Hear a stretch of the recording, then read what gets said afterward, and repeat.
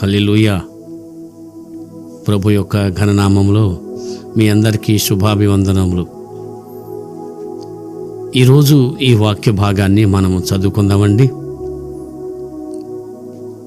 నిర్గమకాండము 33వ అధ్యాయము 15వ వచనాన్ని మనం ధ్యానం చేసుకుందాం. రండి వాక్యాన్ని చదువుకుందాం. మోషే, నీ సన్నిధి రాని ఎడల మమ్ముని ఇక్కడ నుండి తోడుకొని పోకుము అన్నాడు. ఎందుకని ఈ మాట అని అంటున్నాడు అంటే, మోషేను పంపించినప్పుడు ఐగుప్తు దేశానికి అక్కడ సమస్తమైనటువంటి సూచక క్రియలు ప్రభు జరిగించారు. ఇవన్నిటిని కూడా చూచాడు.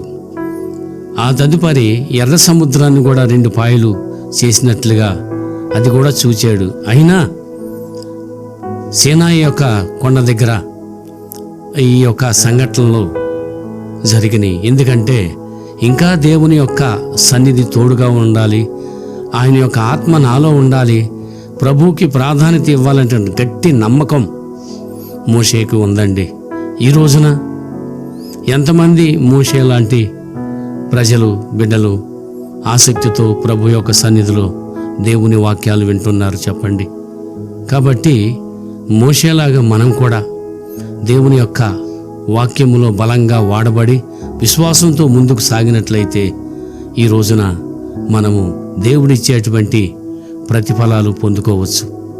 కాబట్టి ప్రతి ఒక్క బిడ్డ దేవుని యొక్క సన్నిధి, కాంతి తోడుగా ఉండాలని ఈ 2026లో ప్రభు పేరట మీ అందరినీ దీవిస్తూ ఉన్నాను. అట్టి కృప ప్రభు మనందరికీ తోడుగా ఉండునుగాక. చిన్న ప్రార్థన చేసి ఈ వాక్యాన్ని మనం ముగించుకుందాం.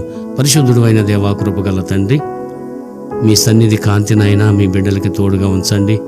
మోషేకి ఏ రీతిగా తోడుగా ఉంచారో అదే రీతిగా ఈ వీడియో చూస్తున్నటువంటి బిడ్డలందరినీ కూడా మీరు దర్శించి కాపాడమని ప్రభు అయిన యేసుక్రీస్తు వారి యొక్క పరిశుద్ధమైన నామం బట్టి మిక్కిలి వినయంతో వేడుకొంచున్నాము మా పరమ తండ్రి.